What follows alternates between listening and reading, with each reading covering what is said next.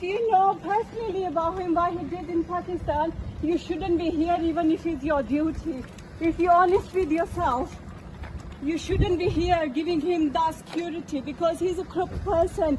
He made wrong decisions. And he right after ran from there. He's puppet of ISI. I think he is there.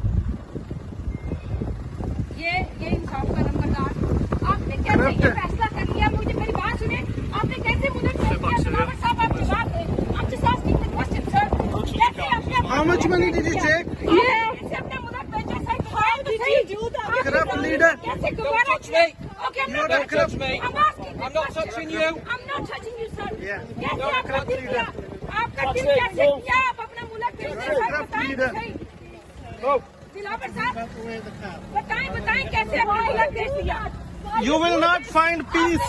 You will not find peace. No. Don't touch me. Don't touch me.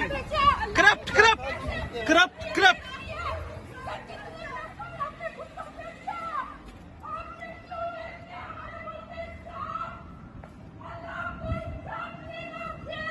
Honestly,